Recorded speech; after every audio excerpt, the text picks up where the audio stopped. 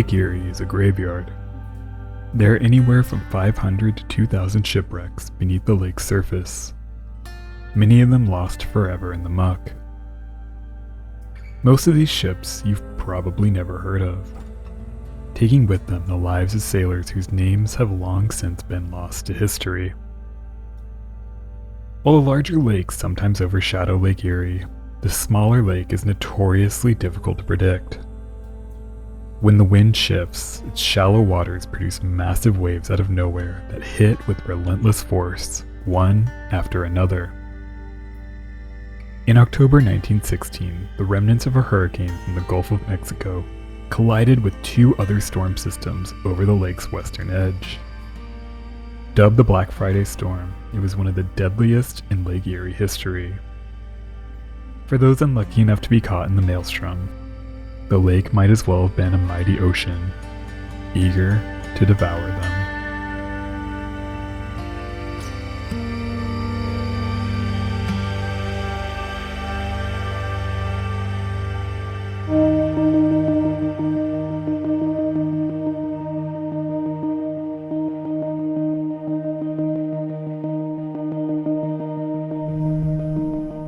While the days of wooden sail were well in the past, the Great Lakes were still dotted with numerous aging schooners up until World War II. These old workhorses couldn't compete with the huge modern steel freighters that came to dominate the lakes, but they still served a purpose, slowly but surely transporting cargo throughout the region. One of these old-timers was the 45-year-old D.L. Filer. Built in Manistee, Michigan by P. Barlow in 1871, the modest schooner measured 156 feet or 47.5 meters in length and came in at just 357 tons. When Captain Madison and his crew of 6 Norwegian sailors set out with a load of coal, it seemed as though it would be a fairly routine mid-October run. But not long after leaving Buffalo, New York, the weather took a turn.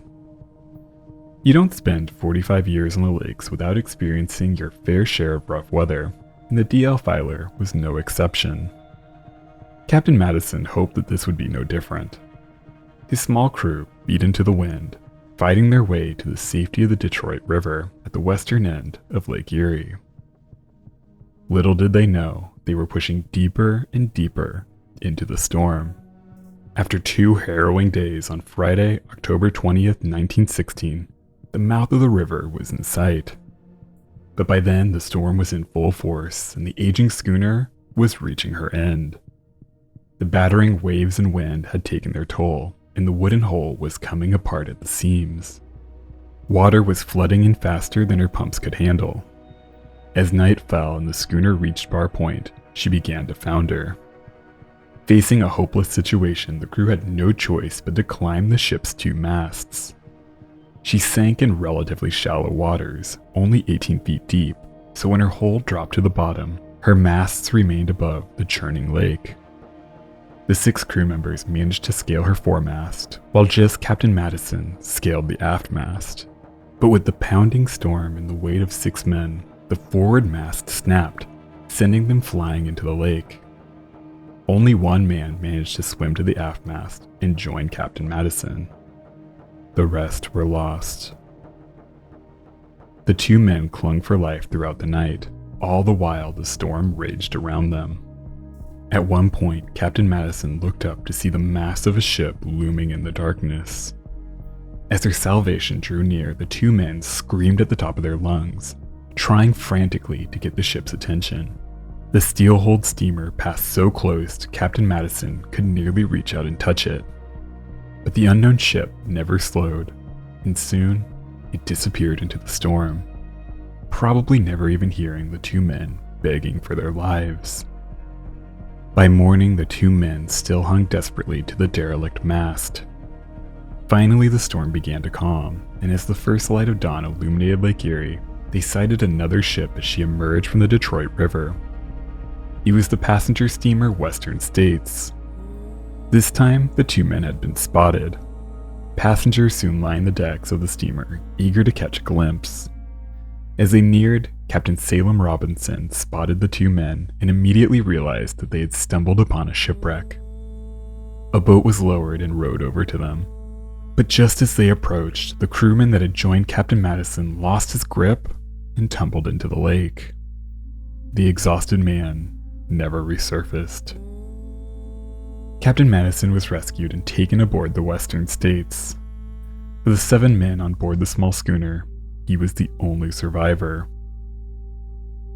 But the DL Filer wasn't Lake Erie's only victim that night.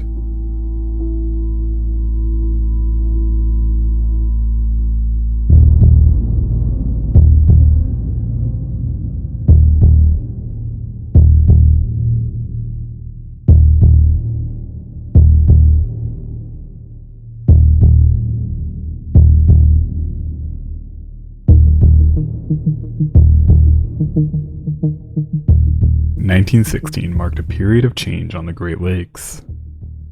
Before war broke out in Europe in 1914, the region experienced an economic downturn that left many sailors out of work, while even large modern freighters sat out some or all of the season. But the war provided a jolt to the economy and sent America's industrial engine roaring back to life, even though it would be another year before the United States formally entered the war. Shipping all over the world was changing. New regulations, some prompted by the Titanic disaster, made ships safer than they had ever been before.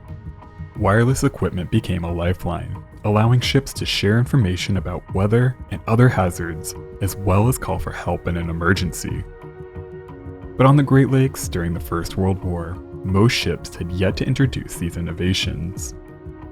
Safety equipment was expensive. Radios required operators, and all of this felt unnecessary for the great lumbering lake freighters. And while a new generation of steel freighters were coming to dominate the lakes, an aging fleet of wooden-hulled freighters continued to operate well into the 20th century. These ships operated much the way they did 50 years before. When a storm hit, the only warning was usually a barometer and a captain's intuition. Seldom was a navigator lucky enough to see a storm warning while passing by a weather station. And even if a warning was posted, they were often inaccurate and captains were apt to ignore them. Delaying a voyage because of a false weather report could end a career. The Marshall F. Butters was one of these old-time wooden-hulled freighters. The 164-foot or 50-meter-long steamer first entered service on June 2, 1882, carrying lumber and other cargo throughout the lakes. Operated by just 13 men and loaded with a cargo of shingles and board lumber, the Butters crossed the mouth of the Detroit River and entered Lake Erie just as the storm began picking up on Friday, October 20th. Almost immediately, the old freighter was hammered by wind and waves that seemed to come out of nowhere. Her cargo began to shift in the churning seas, and the Butters quickly took on a dangerous list. Captain McClure knew that his ship was in serious danger. He shouted to his crew to trim cargo for their lives. The crew raced to secure the shifting cargo, but it was too late. The Butters was taking on water fast. The situation was dire. Captain McClure grabbed the ship's whistle and let out a desperate distress signal, but there was no one close enough to hear them over the roaring storm. Soon the lake came crashing into her engine room and extinguished her boilers. She quickly lost power and began to drift, completely at the mercy of the storm. Captain McClure ordered an abandoned ship, and a lifeboat was launched with 10 men. The captain and 2 other men remained on the foundering ship so McClure could keep sounding the ship's whistle. The Butters was going down 10 miles southeast of Southeast Shoal. It was a busy area, but once their ship was gone, a tiny lifeboat would surely get lost in the maelstrom. Incredibly, 2 steamers responded to the calls for help. Soon the Frank R. Billings and the F.G. Hartwell approached the scene. Captain Cody on the Billings never actually heard the calls for help, but he sighted the puffs of white steam coming from the sinking freighter and recognized the telltale signs of a ship in distress. With winds raging around them at 70 miles per hour or more, Captain Cody dropped oil to calm the water around the sinking ship and sent out a line. It was by far the worst storm the old captain had ever seen on the Great Lakes. Miraculously, all 13 men from the Marshall F. Butters were rescued. They watched from the safety of the buildings as their freighter was swallowed by Lake Erie. But the other victims of the Black Friday storm would not be so lucky.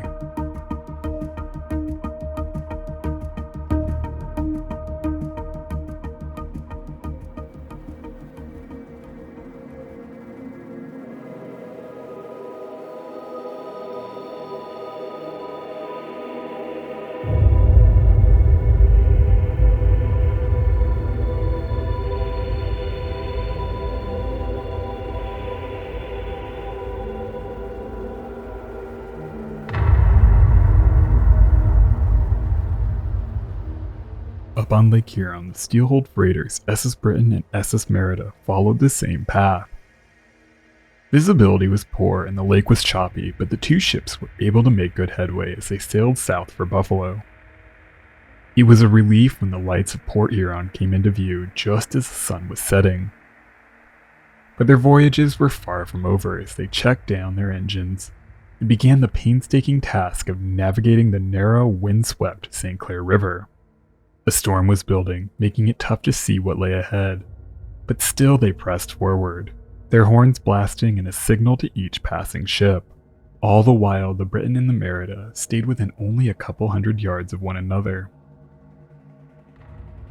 The two ships were nearly the same age and followed the same design as most every other steel freighter on the lakes. The Britain was built by the Globe Iron Works in Cleveland, Ohio, and launched on December 30th, 1890.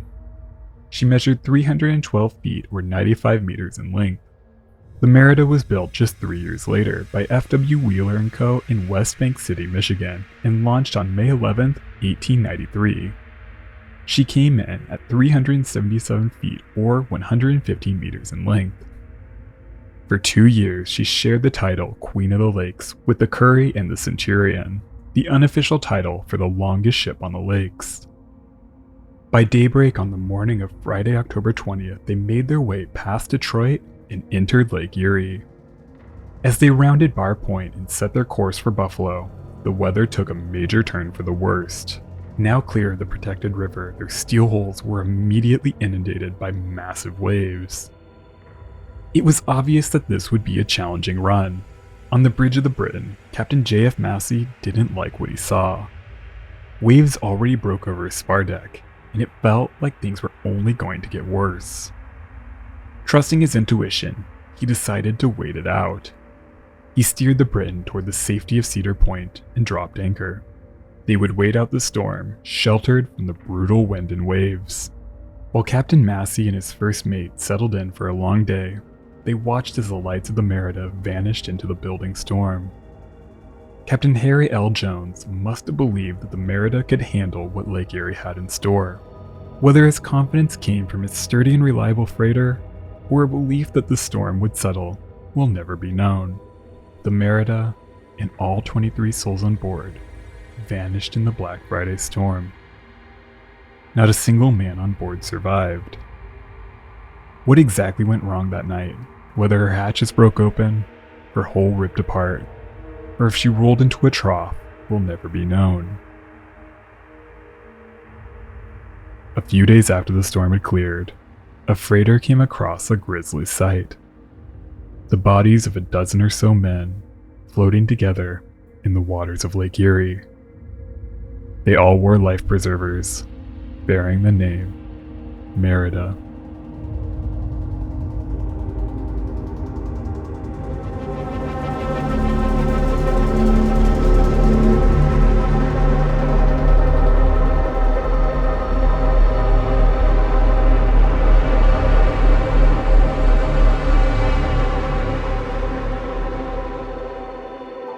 It was Captain Walter J. Grashaw's first voyage in command of the James B. Colgate. He'd been with the freighter for over 10 years, serving as her first mate, so he knew her well.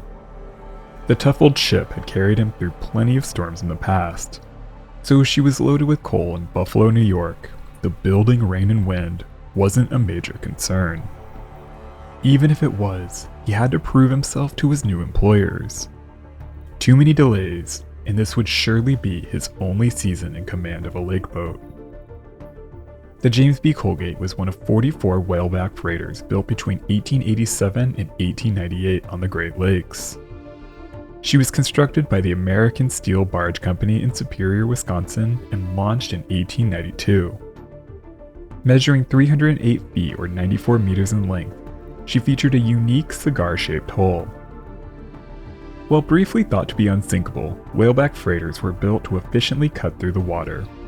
But these designs, often called pig boats by their crew, came with significant limitations. Water would wash over their decks even in calm seas. Their small hatches were prone to damage, and their low profile was difficult to see from other ships, causing numerous collisions. For these reasons and more, these designs quickly fell out of favor. But these ships were tough, and the James B. Colgate sailed for 24 years without any major incidents.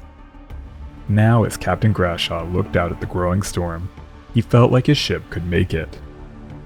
The Colgate pushed away from the pier just after midnight on the morning of Friday, October 20th. As she moved toward Lake Erie, she passed numerous other freighters anchored behind the breakwater. Their captains had all decided that it was best to wait out the coming storm. For the next several hours, the Colgate battled her way forward. Bearing into the gale, the freighter barely made any headway at all. By the evening, she was only just passing Long Point, only a fraction of the progress she would normally make.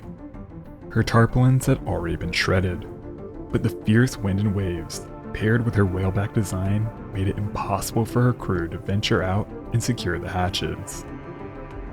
They were at the mercy of the storm, and it was clear that the hatches wouldn't hold. Soon enough water flowed into her cargo holds that her coal began to shift, sloshing back and forth as the ship hobbled forward. By 8 p.m., she was listing badly. Suddenly, the bulkhead of her forward deckhouse ripped open, sending water flowing into her forecastle and windlass room. The ship began settling by the bow. Captain Grashaw was faced with every captain's worst nightmare.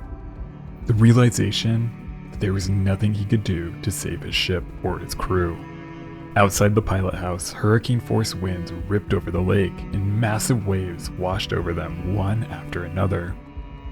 It was impossible to imagine anyone surviving in the churning water. Captain Grashaw and his crew of 25 men gathered up top at 10 p.m., just as the bow plunged beneath the waves. In an instant, the James B. Colgate was gone, throwing the men to the mercy of Lake Erie. Captain Grashaw found himself in chaos. All around him, his crew struggled to keep above the churning water. Their life preservers weren't enough in the storm. Grashaw nearly went under himself, but just as he was about to take his final breath, something bumped into him. It was the Colgate's raft. A crude 5x5 platform. Two men had already managed to climb aboard, and they helped lift the captain onto the raft. The rest of the crew vanished into the storm. For hours, the three men, Captain Grashaw, a stoker, and an engineer, struggled to keep on the tiny raft as it was thrown about in the waves. In the words of Captain Grashaw, "We rode the tiny raft like a bobsled. Three of us flat on our bellies, rising, then falling along with invisible tracks like men trapped on an eternal roller coaster. Suddenly, a massive wave flipped the raft, sending the three men tumbling into the lake. Captain Grashaw and the engineer managed to climb back on top, but the stoker was gone.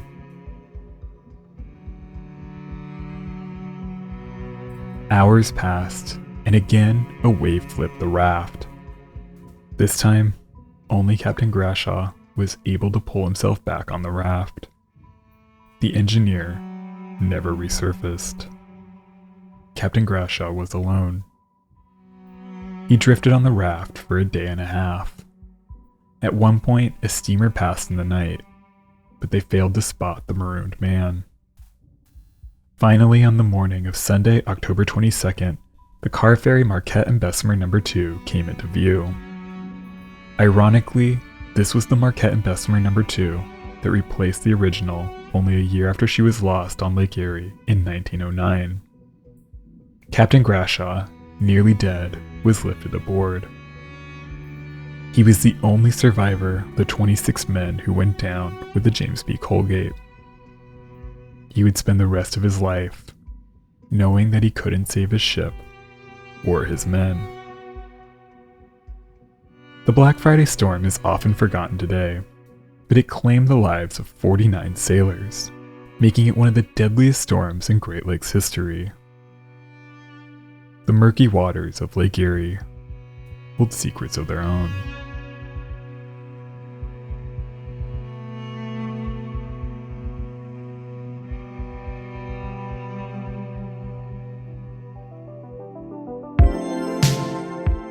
Thank you so much for watching. If you enjoyed this one, support the channel with a like, comment, and subscribe if you haven't already. I'd like to give a special shout out to my supporters on Patreon and my channel members. Their support helps keep the channel afloat. Alright crew, that's all I've got. Until the next one, be nice to people.